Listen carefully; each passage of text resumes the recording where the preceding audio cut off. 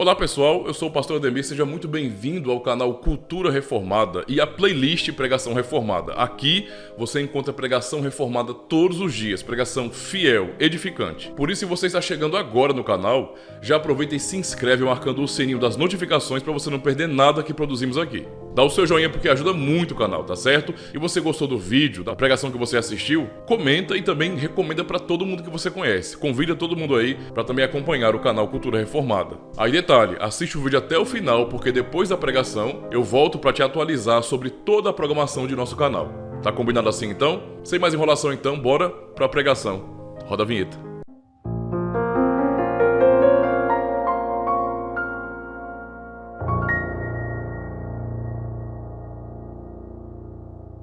Mateus capítulo 5, do verso 21 ao 26. Amém? Diz assim: Ouvistes o que foi dito aos antigos: não matarás, mas qualquer que matar será réu de juízo. Eu, porém, vos digo que qualquer que sem motivo se encolerizar contra seu irmão será réu de juízo. E qualquer que disser a seu irmão raca será réu do sinédrio. E qualquer que lhe disser louco será réu do fogo do inferno. Portanto, se trouxeres a tua oferta ao altar, e aí te lembrares de que teu irmão tem alguma coisa contra ti, deixa ali diante do altar a tua oferta, e vai reconciliar-te primeiro com teu irmão, e depois vem e apresenta a tua oferta. Reconcilia-te depressa com teu adversário enquanto estás no caminho com ele, para que não aconteça que o adversário te entregue ao juiz, e o juiz te entregue ao oficial e te lancem na prisão. Em verdade te digo que de maneira nenhuma sairás dali enquanto não pagares o último centavo. Esses são os textos então de nossa reflexão. Eu ainda vou ler a pergunta e resposta, as perguntas e respostas de nosso catecismo, no dia do Senhor 40, onde aprendemos sobre o sexto mandamento. E diz assim, meus irmãos, pergunta 105 de nosso catecismo. No dia do Senhor 40, temos 3 perguntas e respostas importantes aqui. Diz assim: o que Deus exige no sexto mandamento? Que eu não devo, por mim mesmo ou através de outros, desonrar, odiar, injuriar ou matar o meu próximo por pensamentos, palavras ou gestos, e muito menos por ações. Antes, devo fazer morrer todo o desejo de vingança. Além disso, não devo me fazer mal, nem me expor levianamente ao perigo. Por isso, também, o governo empunha a espada para impedir homicídios. Pergunta 106. Mas esse mandamento fala somente de matar? Resposta: ao proibir o homicídio, Deus nos ensina que também detesta a raiz desse pecado, a saber, a inveja, o ódio, a ira e o desejo de vingança, e que ele considera tudo isso como homicídio. Pergunta 107. Então basta que não matemos o nosso próximo dessa maneira? Não. Quando Deus condena a inveja, o ódio, a ira e o desejo de vingança, Ele nos ordena a amar nosso próximo como a nós mesmos, demonstrar paciência, paz, mansidão, misericórdia e amizade para com ele, protegê-lo do mal o tanto que pudermos e fazer o bem até mesmo aos nossos inimigos. Então, são as reflexões que nós temos em nosso catecismo acerca do sexto mandamento. Amada congregação do Senhor e Salvador Jesus Cristo, o mundo em que nós vivemos está infectado com o pecado e a vida humana é envolvida em ódio e violência. Por exemplo, existem guerras terríveis do mundo, guerras, na verdade, intermináveis. Desde que nos entendemos por gente, digamos assim, nós ouvimos falar de guerras no mundo. Este é o mundo que vivemos. Em países como o nosso, por exemplo, existe uma verdadeira guerra não declarada. Basta olharmos, por exemplo, o mapa da violência e perceber a quantidade de homicídios, não é? É claro que, dependendo do tipo de governo, há uma diminuição gradual dessa situação, mas, no geral, vemos isso acontecer o tempo todo. De um lado, meus irmãos, nós temos uma elite de socialistas de iPhone que ocupam a maior parte da classe política. E eles fazem até leis e trabalham em prol da morte do próprio povo. Nunca se enganem com os líderes da nação. Nós devemos honrar as autoridades como temos aprendido no 5º mandamento, mas não podemos ser cegos. Temos que enxergar a realidade e há muita luta pelo mal do povo, promovida por esses líderes. Esses mesmos líderes, não é, que deveriam proteger a população, os seus cidadãos, das ações malignas, dos bandidos, por exemplo, são aqueles que, na verdade, protegem os mesmos, que inocentam aqueles que, na verdade, são culpados. E assim notamos realmente como a nossa cultura e o nosso mundo vive em um estado de guerra. A população do Brasil vive com medo. Talvez para algum estrangeiro que ouça falar, não é, de nosso país e não entende muito como que é a vida no Brasil, possa imaginar que até seja um exagero. Como é que pode pessoas viverem num país com medo de tudo? Medo de serem roubadas, de serem assaltadas, de serem mortas. Todo mundo anda meio que muito atencioso na rua, por exemplo. Preocupado com isso. Qualquer movimento em falso, ficamos desconfiados, nos protegemos, porque a nossa cultura é bastante violenta. Uma outra demonstração desse ódio que vemos no mundo, que é bastante clara, é a ação, por exemplo, das feministas que promovem o assassinato de bebês. Então, é uma situação tão terrível que homens e mulheres comemoram o fato de terem alcançado o direito de matar no ventre. Pessoas comemoram essas coisas e como cristãos, nós sempre precisamos observar essas coisas e denunciá-las, porque é errado e é mal, e é quebra da lei de Deus. Ou seja, eles comemoram isso. Parece até um tipo de tributo à psicopatia, porque como é que pode pessoas comemorarem com alegria como se fosse uma vitória? Nós recebemos o direito de matar crianças no ventre. Isso é paganismo, irmãos. Quebra da lei de Deus. Observamos então que a cultura ela vai de mal ao pior e o ódio tem sido uma marca constante no mundo. Podemos observar, por exemplo, a situação de Caim e Abel, lá no começo do mundo. Entender, não é? Por que Caim matou o seu irmão? Por exemplo, Gênesis 4, verso 5, é dito que irou-se Caim fortemente e descaiu-lhe o semblante, ou seja, o coração de Caim, antes do próprio ato do homicídio em si, se encheu de inveja e de ódio contra seu irmão Abel. Cristo nos ensina algo bem importante a respeito disso. E nós, como cristãos, nós precisamos discernir as fontes, digamos assim, do assassinato, as fontes do mal nesse sentido. A desvalorização da vida. E é sobre isso que o sexto mandamento trata. Não é? Sobre o não matarás, referindo, na verdade, ao fato de que Cristo, quando nos ensina esse mandamento, ele está falando sobre algo muito mais profundo do que somente o ato em si de matar. Algo mais intrínseco, mais profundo na própria alma humana, na natureza humana, e que alguns acabam realmente não percebendo. Não é? Alguns acham que realmente o mandamento trata apenas do ato, literalmente, de matar alguém. Não é? E não julgam a razão, não julgam o porquê. Se tem alguma causa específica ou se de alguma maneira aquilo pode ser legitimado. Não. Mesmo esses que promovem a morte no Estado, por exemplo, eles vão dizer que são contrários à morte de quem quer que seja. Ainda que isso signifique deixar psicopatas à solta, matando trabalhadores, assaltando as pessoas, estuprando, fazendo mal. Tudo isso é incoerência pura das pessoas. Cristo começa citando o sexto mandamento, lembrando da ordenança para seus ouvintes. No verso 21 ele diz: ouvistes o que foi dito aos antigos, não matarás, mas qualquer que matar será réu de juízo. Ele cita o mandamento já com as consequências imediatas de quebrá-lo. Um detalhe deve ser explicado aqui, meus irmãos, pois há muitos no mundo de hoje, inclusive que têm o nome de cristãos, que interpretam muito mal este mandamento. E imaginam que, primeiro, este mandamento se concentra apenas naquilo que é mais externo, na ação própria de matar.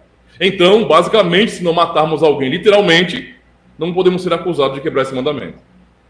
Em segundo lugar, que este mandamento proíbe expressamente todo tipo de morte. Então, sob nenhuma hipótese, não se pode matar. Certo? E esse pensamento deslegitima, por exemplo, a ação da polícia ou do exército. E também de pais de família que defendem a sua família. Ou seja, sob nenhuma hipótese, alguém pode realmente matar. Não é? E então, com isso, mesmo cristãos acabam tendo a opinião de que jamais eu seria um policial e acabam olhando para a polícia de uma maneira negativa. Entende? E até mesmo aqueles que, de repente, têm a opinião de possuírem algum tipo de arma de fogo, Não é? Isso tem que ser dito. Muitos cristãos estão dizendo: nós não queremos ter armas, mas também queremos proibir o próximo de tê-las, ainda que a justificativa seja a proteção de sua família. O que eu posso dizer para os irmãos é que essas interpretações, elas são superficiais e erradas, na verdade. A lei de Deus refere-se a relacionamento e, portanto, está tratando justamente da atitude ou a disposição do coração de fazer mal ao seu semelhante. Ou seja, o sexto mandamento, ele condena, de fato, o assassinato. Esse é o ponto central do sexto mandamento. E nem toda morte pode ser enquadrada nesse quesito. Nem toda morte. A ação policial legítima de tirar, não é, ou atirar contra um bandido que atenta contra a vida da população ou então saca a arma contra ele é uma atitude legítima. Isso não pode ser visto como assassinato. Porque se é olhado assim, então significa dizer que a existência da polícia é, por definição, criminosa. Quem pensa assim são progressistas. Pessoas que são aliadas a pautas de esquerda, pautas progressistas. Um outro exemplo claro sobre o direito de pessoas terem, não é, a capacidade, a possibilidade de se defenderem usando uma arma, por exemplo, numa casa, um pai de família que de repente tem um posse de arma para proteger sua família. Nessa lógica, meus irmãos, simplesmente um pai de família não pode nem ter, e se tiver, ele ainda é culpado se por acaso um bandido, um assassino entrar na sua casa, arrombar a porta de sua casa, ameaçar sua família. Nessa lógica, o pai de família não pode fazer nada, apenas assistir o mal contra a sua família. E nesse sentido, a defesa, ela é criminalizada. O nosso mundo é assim, as pessoas parecem que perderam completamente a noção da lógica, do bom senso. Entende? O culpado real, o assassino que invade e tenta matar, ele é visto como sendo um tipo de vítima da sociedade e que deve ser protegido. Porém, o pai de família, ou então um policial em seu serviço, é visto como sendo o mal e o criminoso. São valores invertidos. Podemos perguntar, então, qual é a diferença, não é, dessas mortes que acontecem, por exemplo? Aquelas que são feitas por legítima defesa, não é, ações legítimas da polícia, ou então as causadas pelos bandidos? A resposta é simples, as motivações. A motivação vai dizer tudo, se aquilo realmente é crime ou não. As mortes causadas por defesa da vida são legítimas. Isso é absurdo, né? Aquilo que mídia e tudo mais tentam pregar para as pessoas sobre a polícia ou ações legítimas de defesa pública, de que basicamente é como se o policial ele acordasse cedinho da manhã e o seu primeiro pensamento é: quantos bandidos eu vou matar hoje? Eles querem transformar a polícia realmente em um esquadrão psicopata. Essa não é a realidade, meus irmãos. Aqueles que acabam, nesse sentido, atirando contra bandidos e que acabam levando bandidos a óbito nesse sentido, não é? As suas ações, elas não podem ser tratadas como sendo assassinato. De forma nenhuma. Porque a motivação é a defesa. A defesa da população, a defesa da própria vida. Alguém, não é, infringindo a lei, atentando contra a população, querendo o mal. E aquele que é pago, não é, com um salário miserável, porque qual o sentido de você arriscar a sua vida pelos outros e ser assim tratado pela sociedade? Não faz sentido nenhum isso aí. Então, para você fazer isso, você tem que ter amor. Você realmente precisa ser capaz e ter coragem de dizer assim: eu vou colocar a minha própria vida, o meu corpo, a perigo pelo bem da sociedade. Porque não faz sentido. Basta fazer uma pesquisa e perguntar para as pessoas quantos iam gostar de ser policiais. Não é? É difícil. Então, as ações são legítimas, em defesa. Essa é a motivação. Mas as ações dos bandidos, não. A motivação dos bandidos, meus irmãos, é banal. Bandidos matam por um celular, por rixas pessoais e por qualquer outro motivo. E isso é assassinato. É isso que o sexto mandamento nos ensina, não é, sobre assassinato. Um fariseu, bem como muitos cristãos de hoje, simplesmente se apoiariam no fato de nunca terem literalmente matado alguém para dizer: sou inocente, não quebro esse mandamento, e ao mesmo tempo acusarem outros disso.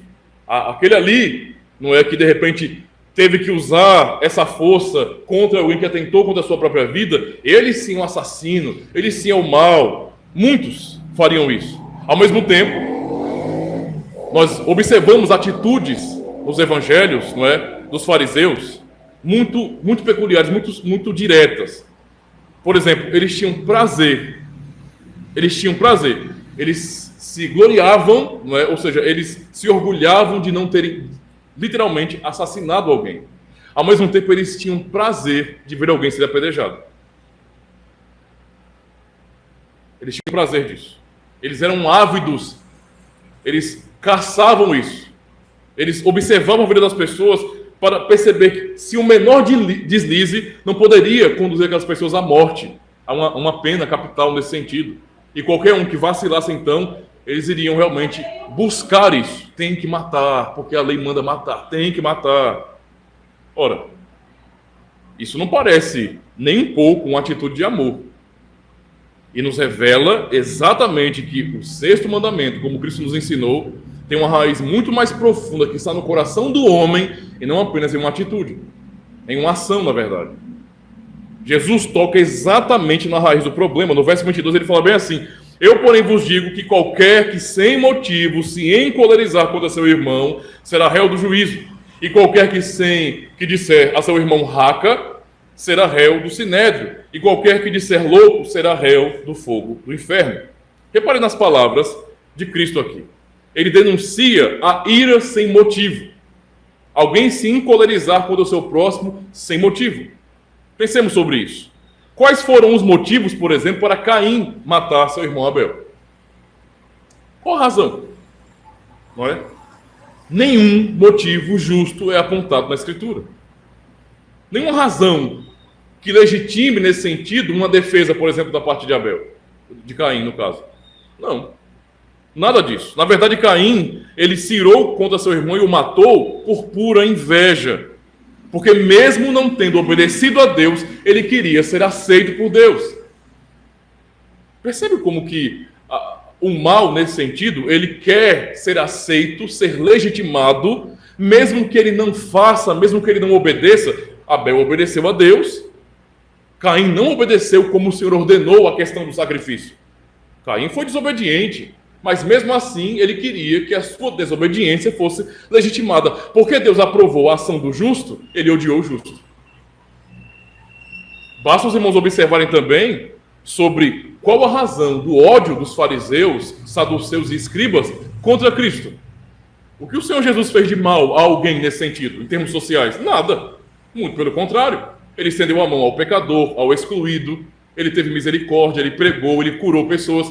Então, qual é a ação de Cristo que legitima um ódio, por exemplo, ou uma injúria, não é, dos líderes israelitas daquela época contra Jesus? Nenhuma. É o simples fato de Cristo ser certo, ser justo.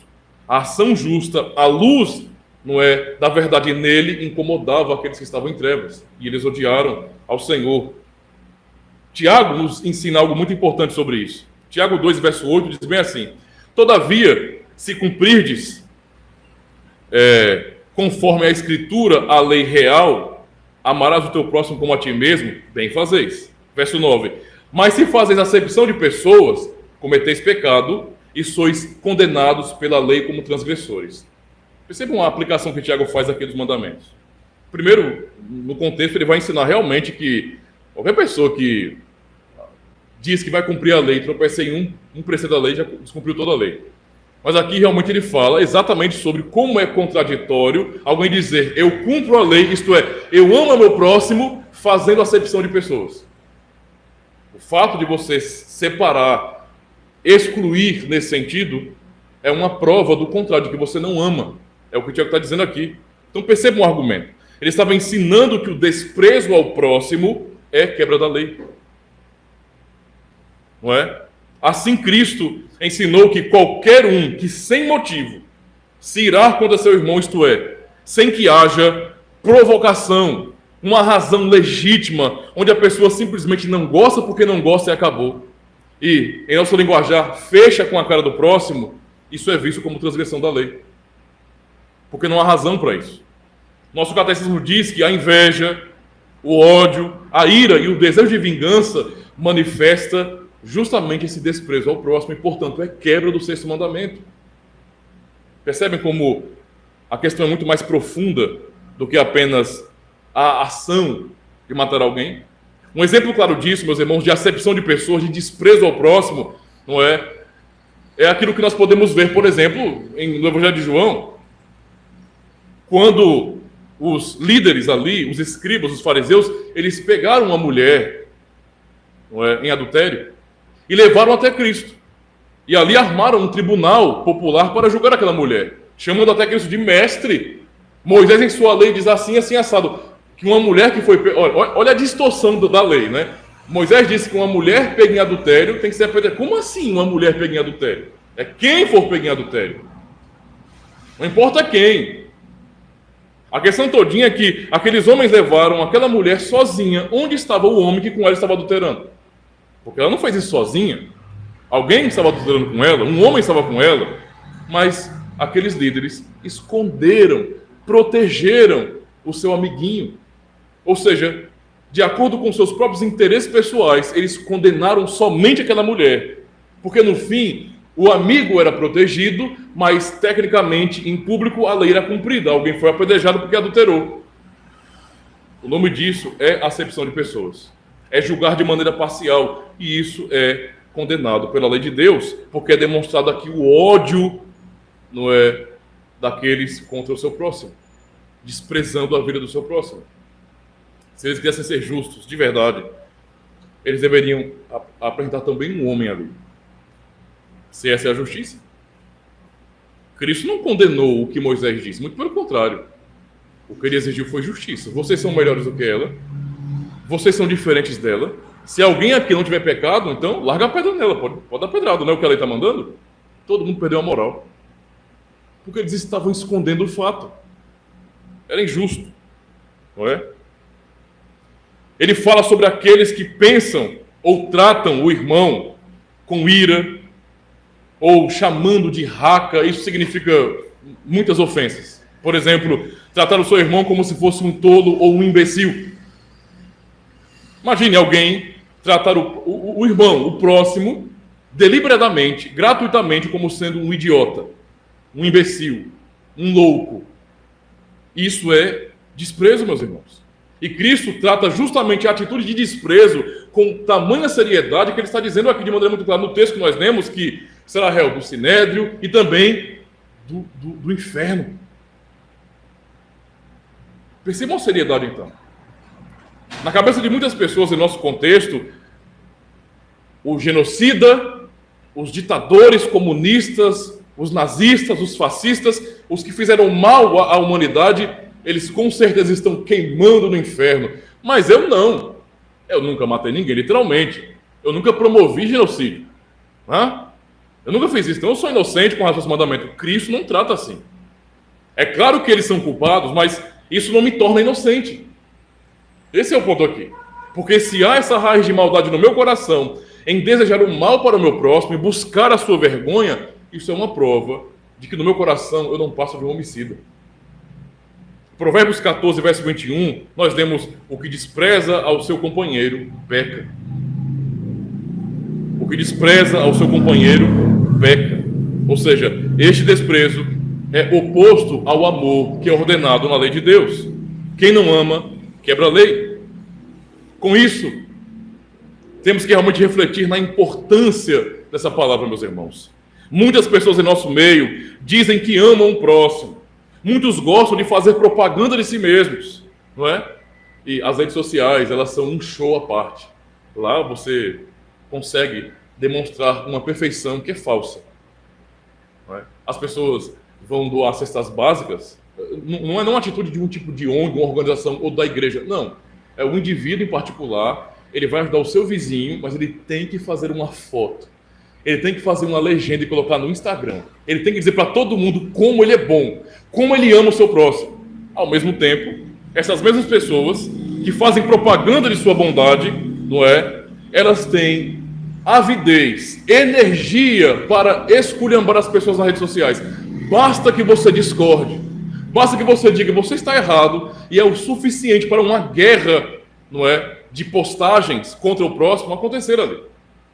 As pessoas difamam, mentem, caluniam o tempo todo. Isso é uma marca terrível. O apóstolo Paulo, por exemplo, exortou os coríntios, no capítulo 6, sobre os problemas que havia naquela igreja. Nós sabemos que um dos problemas muito fortes ali era, digamos assim, as panelinhas, não é? Os grupinhos, as facções formadas na igreja. O grupinho A contra o grupinho B, uma rivalidade naquela comunidade. E por conta disso, aqueles irmãos, eles não tinham nada de sabedoria, irmãos. Quando eles tinham problemas entre si, qualquer tipo de rixa, não é? O irmão pisou no pé do outro, no calo do outro, o irmão falou alguma coisa indevida, ou então ele se precipitou e julgou, não é, o irmão, dizendo o que realmente não foi. Eles não tinham sabedoria para resolverem na própria igreja. Eles não chamavam os presbíteros da igreja para resolver o problema. Não. A ação deles era: vou processar vocês.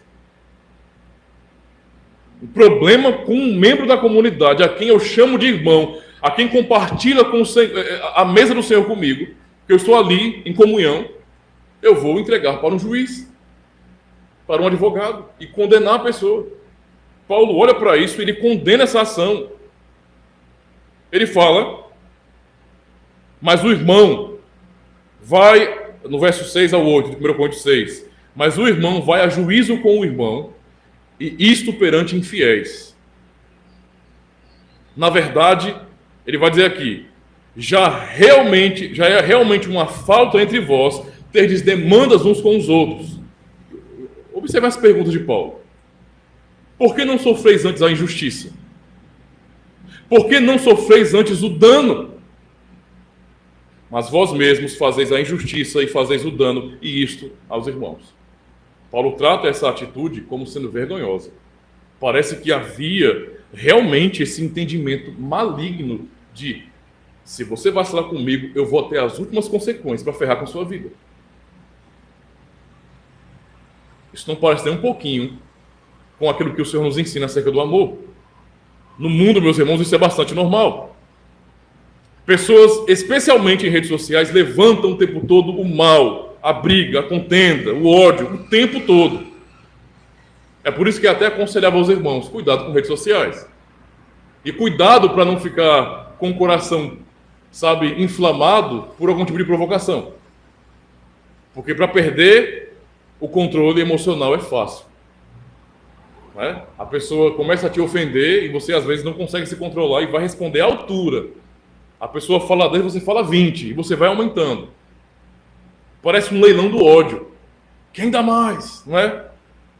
E as pessoas vão investindo, elas têm bala na agulha, elas têm muitos argumentos, maneiras.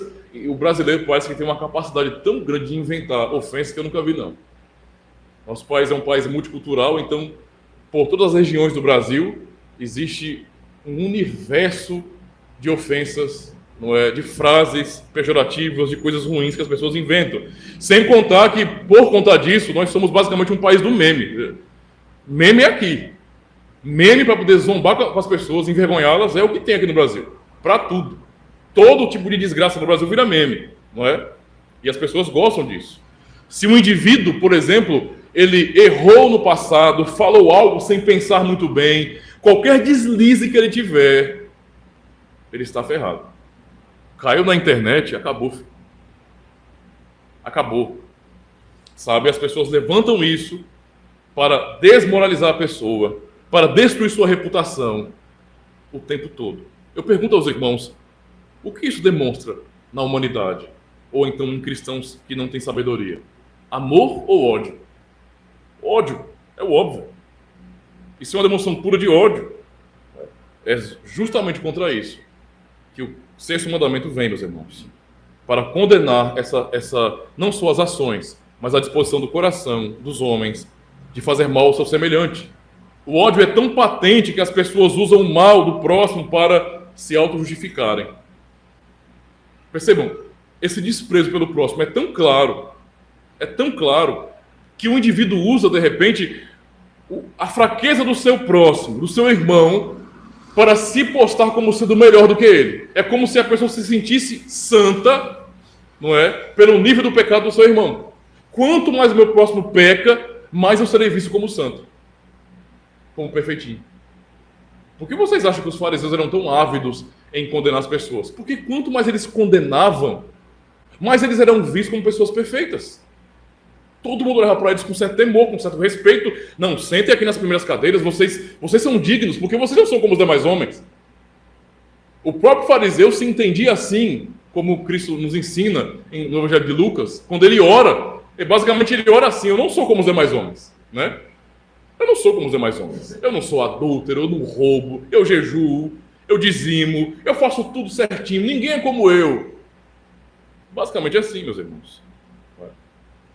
Onde podemos ver atitudes assim claras nas Escrituras? Desde quando Cristo, observem bem, ele foi levado para ser questionado no Sinédrio pelos fariseus, em atitudes pessoais deles, eles bateram na face de Cristo. Questionaram a ele, batendo nele. Eram atitudes realmente deles, eles queriam humilhar ao Senhor. E não somente isso, quando Cristo foi levado, não é, para receber a sentença, o que foi ordenado foi, ele tem que receber os açoites. E depois, pelo julgamento, ser crucificado. Mas não fizeram só isso. Colocaram uma capa sobre ele. Colocaram uma coroa de espinhos na cabeça dele. Atitudes deliberadas dos soldados e pelo clamor da multidão para ainda mais humilhar ao Senhor. Vocês percebem que o que estava ali envolvido, o tempero, digamos assim, daquelas ações, era o coração maligno daquelas pessoas, de querer, até as últimas consequências, humilhar ao Senhor. Onde vemos algo semelhante também. Em Atos 7, nós aprendemos exatamente sobre o martírio de Estevão. Meus irmãos, Estevão começou a pregar o Evangelho, a expor a verdade, e aquela multidão estava enfurecida, rangindo os dentes de ódio contra Estevão, que estava pregando, até o matarem. É algo do coração do homem. O catecismo diz, quando explica as exigências do sexto mandamento, que eu não devo desonrar, odiar, injuriar, nem matar o meu próximo por pensamentos, palavras ou gestos, e muito menos por ações, por mim mesmo ou através de outros. Então não é apenas uma questão de ações ruins contra o meu próximo, mas também da disposição do meu coração, dos meus desejos. Meu coração deseja o bem para o próximo? É uma pergunta importante. O que devemos fazer quanto a isso? O catecismo continua. Ele fala: antes devo fazer morrer todo o desejo de vingança. E na resposta à pergunta 107, nós demos: Deus, ao condenar a inveja, o ódio, a ira e o desejo de vingança, nos ordena, em contraposição a isso, a amar nossos semelhantes. Quando o mandamento nos diz: não deseje o mal e não faça o mal, é para nós tomarmos uma atitude contrária ao mal, é para fazermos o bem, e não para ficarmos omissos. Ora, eu não mato ninguém, estou na minha. Não. E se omitir de fazer o bem, de jeito nenhum. O mandamento está nos ensinando esse valor. Nós temos que amar, porque o amor é sim a contraposição do ódio, e não ser omisso. Meus irmãos, isso é tão sério, que sem amor sincero a Deus e aos nossos irmãos, o Senhor nem mesmo recebe a nossa adoração. Perceba como a relação que o Senhor faz com o mandamento a respeito do culto. Ele, no verso 23 e 24, ele fala bem assim: portanto, é o mesmo contexto, ele está dizendo isso agora, portanto, como algo conclusivo, não é? Ou seja, amem seu próximo, não matem, não odeiem, não desprezem. E então, como algo conclusivo, ele fala: portanto, se trouxeres a tua oferta ao altar, e aí te lembrares de que teu irmão tem algo contra ti, deixa ali diante do altar a tua oferta e vai reconciliar-te primeiro com o teu irmão e depois vem e apresenta a tua oferta. Nosso Senhor Jesus Cristo, então, ele demonstra que a atitude de obediência ao Senhor e o amor ao próximo está completamente ligada com o culto que nós prestamos a Deus. não é? Assim aprendemos que Deus não recebe a adoração, não recebe o culto de hipócritas que odeiam seu semelhante. O culto dos tais é uma mentira. Meus irmãos, nós adoramos a Deus porque nós amamos a Deus e porque Ele nos escolheu para isso. Essa é a razão última. O Senhor nos escolheu para este objetivo, Ele nos criou para isso e por isso o amamos. Como lemos na primeira carta de João, no capítulo 4, nós o amamos porque Ele nos amou primeiro. Não é? Como então vamos adorar a Deus e amá-lo de fato sem amar nossos irmãos? Sem amar o próximo? Isso não faz sentido. Não é? O texto de João ainda fala, no capítulo 4, versos 20 e 21, ouçam, se alguém diz, eu amo a Deus, é o que muitos dizem hoje, eu amo a Deus, viu? Tenho um respeito muito grande pelo Senhor, e odeia seu irmão, é mentiroso. Pois quem não ama a seu irmão ao qual viu, com quem nós temos contato direto, como pode amar a Deus a quem não viu? E dele temos este mandamento, que quem ama a Deus, ame também a seu irmão. Esse não é o resumo dos 10 mandamentos que Cristo ensina? Amar a Deus de todo o coração e ao próximo como a ti mesmo. É exatamente isso que o Senhor está ensinando aqui. Então de nada adianta para nós reconhecermos o mal do mundo. Nós sabemos que o mundo é mau. De nada adianta demonstrarmos que o mundo é movido pela força do ódio, se nós também não formos movidos pela força do amor, pela misericórdia, pela compaixão de nossos irmãos. A igreja de Cristo deve brilhar em amor e ser não apenas um referencial, mas o próprio referencial de amor neste mundo. Não um amor revolucionário, que no fim se traduz em desobediência, em revolução, em rebeldia, não. Mas o amor verdadeiro que vem de Deus, aquele amor que nos alcançou, com misericórdia. Esse é o ponto aqui. Se queremos realmente não quebrar o 6º mandamento, não adianta apenas dizer que nós não vamos matar ninguém e que não desejamos que outros sejam assassinados. Não. O que devemos fazer realmente é aprender a não desprezar os nossos irmãos, mas a considerá-los, nos preocupar com eles, não é? E preencher no lugar do ódio com amor. O que Cristo ensinou, meus irmãos? Que nós seríamos reconhecidos como seus discípulos apenas por nos declararmos cristãos? Porque em nível estatístico, ou então em termos de pesquisas, ou do que se fala do Ocidente, muitos dizem que o Brasil é um país cristão. Olha só, que piada sem graça. O Brasil é um país cristão. Essa imoralidade demonstra isso que nós vemos aqui? O mal cultural de nosso país evidencia o quê? Que o cristianismo aqui é fraco. Não é? Há pessoas que têm uma cultura familiar, porque os parentes, porque os pais frequentam ou frequentavam a igreja, mas não há compreensão dessas práticas verdadeiras, bíblicas, na cultura. Muito pelo contrário. É óbvio que se nossa cultura fosse realmente mais influenciada pelo cristianismo, nós não teríamos o nível cultural de hoje. Não teríamos. Não é assim. Cristo nos ensinou que nós seríamos reconhecidos como seus discípulos apenas por fazermos parte de uma igreja local. Há igrejas que são lotadas. E por estatística, evangélicos têm crescido de maneira alarmante a fazer os católicos romanos, que sempre foram a maioria aqui no Brasil, por sermos colonizados por católicos romanos, ficarem com medo. Nossa, como que as igrejas evangélicas estão crescendo, né? Cada vez mais, multiplicando denominações diferentes, pessoas que se dizem evangélicas, que têm esse linguajar, né, esse evangeliquez universal, não é? Como diz um cantor cristão.